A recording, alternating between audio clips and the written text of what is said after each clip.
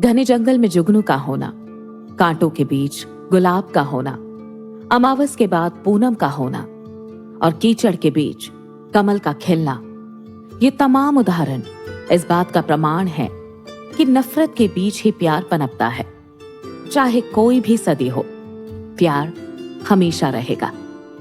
जिस इश्क में हाथ पकड़ने की चाहत हो, गले लगाने की तड़प हो, होठों को छूने की तमन्ना हो, वो इश्क काया का गुलाम होने लगता है। जिस इश्क में आंखों से देखना हो, खामोशी को समझना हो, पास ना होकर भी साथ रहना हो, बस देख के मुस्कुराना हो, दुआओं में शामिल करना हो, वो इश्क रूह से होता है। ये वही इश्क है जिसे जब महसूस किया जाए तो लगता है कि ये एहसास इस जन्म तक सीमित नहीं है, बल्कि पुनर्जन्म से जुड़ा है। यही कहानी है अमर और प्रिया की। अमर इंद्रप्रस्थ के राजा ठाकुर जयसिंह का बेटा है, राज्य का अगला उत्तराधिकारी। अमर की आंखों में तेज है, भविष्य के लिए बेहतर सपने हैं और दूसरों के लिए दिल में दया है। दूसरी ओर है प्रिया, काशी के राजा वर्मा की बेटी, जो खूबसूरत और सभी कलाओं में निपुण है।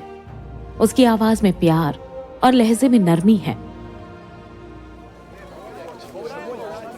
तक्षशिला के राजा आदित्य के राजभवन में एक शाही महोत्सव का आयोजन किया गया, जिसमें सभी नगरों के राजा आमंत्रित थे। काशी के राजा वर्मा और इंद्रप्रस्थ के राजा जयसिंह ने अपने आपसी मतभेदों के बावजूद इस महोत्सव में सम्मिलित होने का निर्णय लिया। दोनों को ही तक्षशिला के राजा आदित्य से अच्छे संबंध बनाए रखने थे। इसी महोत्सव में एक ही छत के नीचे अमर और प्रिया मिले।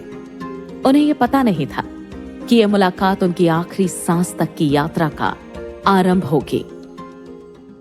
जब भी दो दिलों में प्यार पनपता है, पूरा जमाना उनके खिलाफ हो जाता है। अमर और प्रिया भी इस नियम से अछूते नहीं रहे। प्यार की एक खासियत होती है, इसके आगे हर मुश्किल घुटने टेक देती है। प्यार को बढ़ने के लिए मुलाकातों की सीढ़ियां चढ़नी पड़ती है। अमर और प्रिया ने उस सीढ़ी पर अपने कदम रख दिए थे। एक तरफ शाही महोत्सव में सभी नर्तक और नर्तकियां नृत्य में मग्न थे, तो दूसरी ओर कठपुतली का खेल लोगों का मन मोह रहा था। हर कोई अपनी अपनी रुचि के अनुसार उत्सव का आनंद ले रहा था। सभी अतिथियों को तरह तरह के लजीज पकवान परोसे जा रहे थे। महल का एक हिस्सा एक छोटे से बाजार जैसा सजा हुआ था, जहां तक्षशिला के कारीगरों द्वारा बनाए गए सुंदर वस्त्र और बेशकीमती गहने बिक रहे थे। महोत्सव की भव्यता से हर कोई अभिभूत था, लेकिन सबसे मनमोहक जगह थी राजमहल का आंगन। आंगन के बीचों बीच एक खूबसूरत फव्वारा था, जिसके चारों ओर रंग बिरंगे फूलों की क्यारियां सजी हुई थी।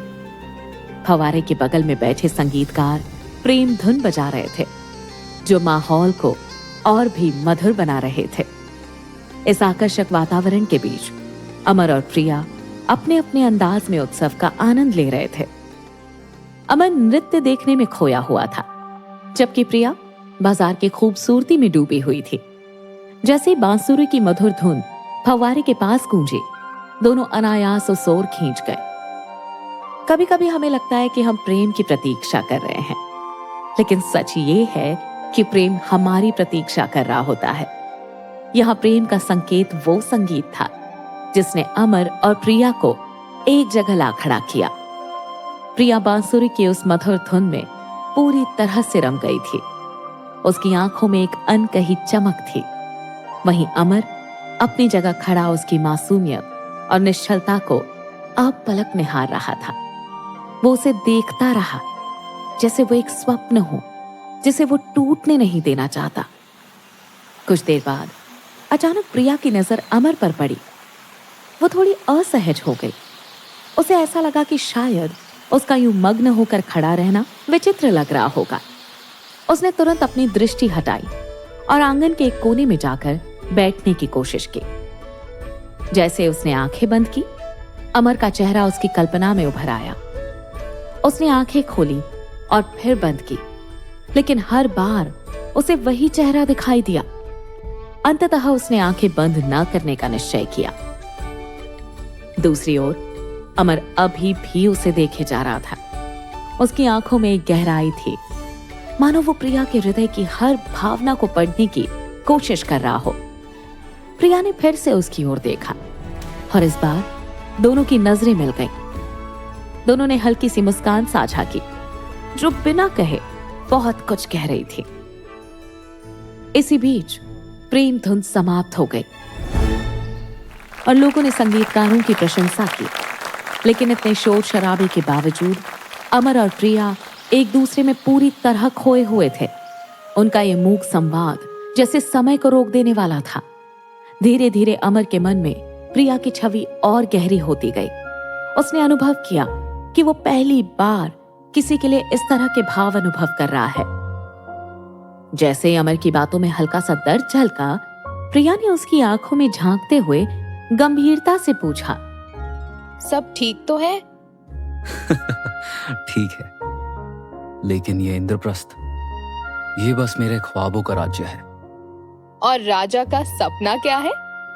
सपना बस इतना कि मेरा राज्य मेरे अपने।